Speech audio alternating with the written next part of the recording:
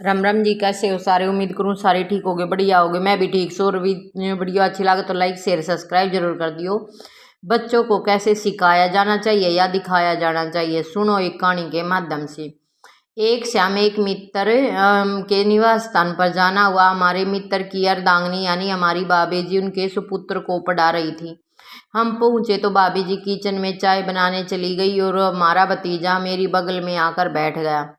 बच्चे के हाथ में एक कॉपी और पेंसिल थी। कॉपी पर 1 से लेकर 10 तक क्रमांक लिखा हुआ था और पन्ने के शीर्षक पर लिखा था माई बैड हैबिट, यानी कि मेरी बुरी आदतें। मैंने बच्चे से पूछा कि कॉपी पर क्या लिखा रहा है, तो वह मायूस होकर बोला कि मम्मी ने मुझे अपनी 10 बुरी आदतें लिखने को कहा है ताकि मैं उन्हें सुधार सकूं। 10 में से 3 बुरी आदतें वह लिख चुका था, जैसे कि वह सुबह देर से उठता है, लंच बॉक्स में खाना छोड़ देता है, आदि इत्यादि।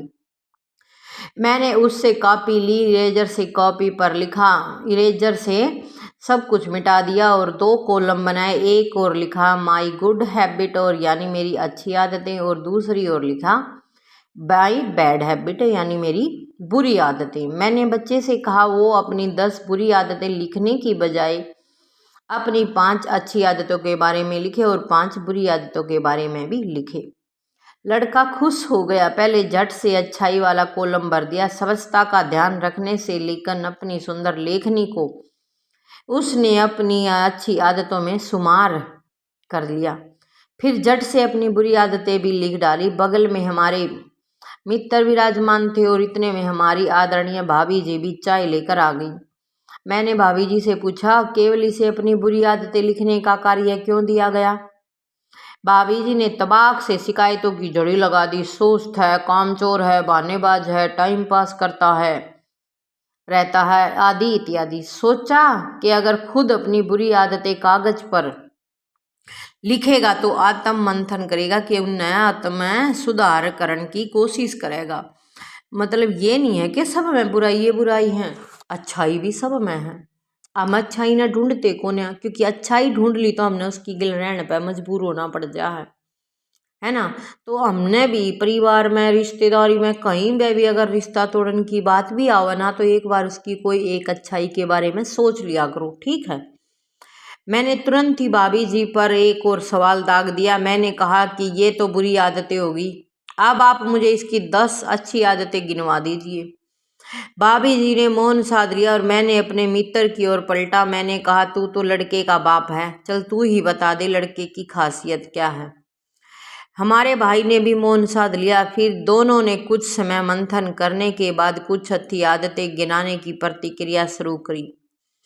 जैसे भाभी जी ने बताया कि सुबह उठकर सभी के चरण स्पर्श करता है। हमारा मित्र बोला कि साफ सफाई के प्रति भी जागरूक है, कई बार मुझे भी कचरा फेंकने से टोक चुका है।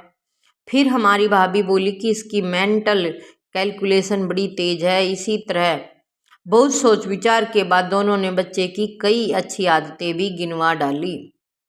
अब ये उससे उन्ने के बच्चे में थी, हर बच्चे में, बड्डे में, बुढ़े में, सब में होती हैं अच्छी आदतें। और तो और भाई जानवर में भी अच्छी आदतें होती हैं। कई बार वो देखा होगा, कई कुत्ते हुए हैं, बिल्ली हुए हैं, उनमें भी कितनी अच्छे अच्छे संस्कार हुए हैं।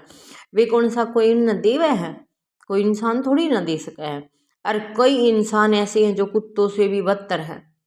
जैसे कि वे वो माँ ने मारी है 17 साल के लड़के ने, तो हैवानियत ही है ना। तो आगे देखो क्या हुआ है। कुल 10 मिनट के अंतराल में मेरा बच्चे के प्रति नजरिया बदल चुका था। पहले मैं कॉपी पर लिखी उसकी 10 बुराइयां पढ़कर उसके प्रति एक धारणा बना चुका था कि, परंतु जब मुझे उसकी विशेषताओं के विषय में पता चला तो मेरी धारणा कांच के शीशे की तरह चकनाचूर हो गई। अच्छाई और बुराई या हीरो और विलेन का कॉन्सेप्ट अपनी समझ से बाहर है। मैं तो अब तक के जीवन में इतना ही समझ पाया हूँ कि हर इंसान में अच्छाई और बुराई दोनों मौजूद हैं, गुड हैबिट्स भी हैं और बैड हैबिट भी हैं। परंतु जब भी हम इनके किसी के प्रति धारणा बनाते हैं तो वो आदत हम मन की कॉपी पर पहले उसकी बैड हैबिट यानी बुराइयां लिख डालते हैं। यह वास्तविकता के बहुत कम लोग हैं। किसी व्यक्ति में वास कर रहे राम को ढूंढते हैं, पहले हम रावण दिखाई देता है। ईश्वर के मानिए हर माटी के पुतले में कुछ अच्छाइयाँ हैं, विशेषता हैं, हुनर है, काबिलियत है, हर व्यक्ति में कुछ ना कुछ खासियत जरूर होती है। ऐसा नहीं होता कि लोग ऐसे ही बस होता है, देखने का नजरिया होना चाहिए। कोई हमारे में कोई बुराई देख रहा है, कोई हमारे में अच्छा ही देख रहा है, बस फर्क नजर और नजरिए का है। जब हम व्यक्ति, समाज और राष्ट्र की बुराइयां तक सीमित रह जाते हैं तब हम एक संकीर्ण दायरे में फंस जाते हैं, और जब हम व्यक्ति, समाज और राष्ट्र में छिपी अच्छाइयों को पहचानते हैं तो हमें इन अच्छाइयों के दम पर समाज में व्याप्त बुराइयों का विनाश करने का बल भी मिल जाता है। तो ऐसे ही नकारात्मक खबरों से भरे अखबार, न्यूज चैनल और सोशल मीडिया का एक अंश कॉपी पर लिखी बैड हैबिट के समान ही होता है, जबकि स्वतंत्र होकर समाज का सकारात्मक और रचनात्मक चेहरा देखते ही लगता है कि कुछ ना कुछ तो अच्छी बात इसमें जरूर होगी, है ना।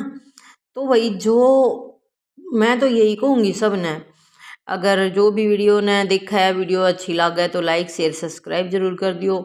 हमारे पास कोई भी रिश्ता है, कोई भी कुछ भी है, उसमें अच्छाई होती ही होती है। उस अच्छाई को जाने पहचाने, उसकी कुछ तारीफ करेंगे तो सारे रिश्ते अपने आप ही, एक हम हर एक इंसान के साथ बुराई बुराई करते रहें, उसकी गलानी करते रहें, उसको भला बुरा कहते रहें, तो कोई हमारे साथ भी ऐसा व्यवहार करेगा तो हमें भी बुरा लगेगा ना।